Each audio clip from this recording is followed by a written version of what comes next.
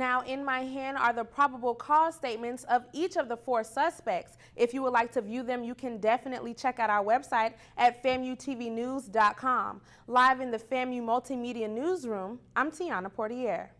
Anyone with information is urged to call Crime Stoppers at 850-574-TIPS. Tippers are eligible for a $1,000 reward. For News 20 at 5, Tiana Poitier. University students can purchase energy drinks such as Monster, Red Bull, and Nas, and that can soon be a thing of the past. For News 20 at 5, Tiana Poitier. Pink is in full effect this month in honor of breast cancer awareness, but the support shouldn't stop there. For News 20 at 5, I'm Tiana Poitier. This video is sweeping the internet and has a lot of people expressing their opinions. This 2-year-old girl is about to be hit by a truck, not once, but twice in China. What's even more disturbing is that the drivers keep going. More than 12 people walk by her. Corey Smith, a student at Florida A&M University, says he would use better judgment. At first, I would want to pick her up, but I wouldn't pick her up because I know that I learned in health class, if someone's injured and you decide to help them, they can put that blame on you. Crossing the street like this one behind me may seem natural to some of us, but for a 2-year-old child in China, it was a near-death experience. Security camera in southern China captured 2-year-old Wang Yu wandering into the alley outside her father's hardware store. But what happens next is too disturbing to show you. Megan Williams is outraged that nobody stopped sooner. I would have not let that child get hurt. If it was me, I would have personally ran out, tried to get it or whatever, so it would not have been injured at all. After the first van struck her, a few minutes later, another truck approaches and drives over her motionless body. Millions are weighing in what they see as a decline of morality on Weibo, China's version of Twitter. This user writes, "We once believed in a world filled with love and were taught by the government on maintaining high moral standards. But the cold reality just keeps flying in the face of our belief." FAMU student Jared Floyd is undecided. I would feel inclined to help the child, but at the same time, I don't know the circumstance. I'm kind of on the fence. I initially feel inclined to help the child, though. The Saturday morning discovery of former FAMU athlete O'Brien Brandy has the city of Tallahassee a bit shaken up. Brandy was a driver for Yellow Cab. Now, those who knew him said he was a very nice, hardworking man, and it's unfortunate that he had to die just trying to make a living for his family.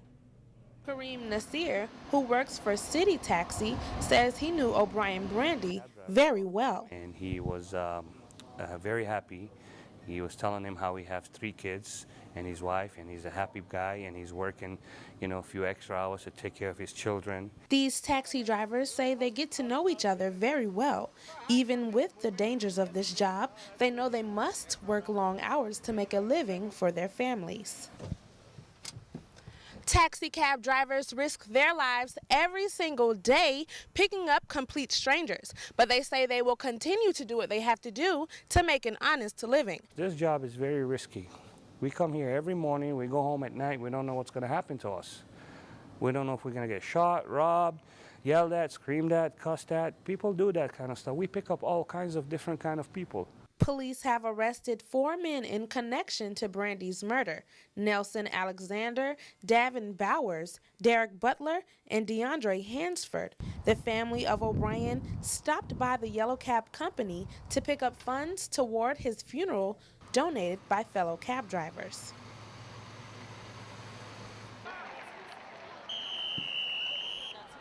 It's no secret that the Marching 100 is the hardest working band in the land. This year marks the 65th anniversary of hard work and dedication for this incomparable band. Director of bands, Dr. Julian E. White, says homecoming is a very special time of year. It is so important that we be ready in terms of the music and the marching in order to make a good showing, because when our graduates, when our alumni and friends return to the university, they want to see artistic excellence. And so in order to achieve that excellence, we must engage in a great deal of hard work. On top of attending FAMU, from sunup to sundown, these band members have practice and performances. Their passion, determination, and drive always show through their playing, dancing, and marching. Highest quality of character. Achievement in academics. Attainment in leadership. Perfection in musicianship. Precision in marching. Dedication to service. The Florida A&M Band's a role model of excellence. That's their motto. For the band, homecoming is a chance to connect all Rattlers, both young and old. In the recipe to a successful homecoming, the main ingredient is the Marching 100. We left it all on the field. All for FAMU. As you can see, the Marching 100 is more than just a sound, more than just a band. They are the heart behind the beat. Well, that's going to do it for us here today. Thank you so much for tuning in to Tiana Talks. And remember, every Monday, same time, same place. God bless, and remember to find your happy.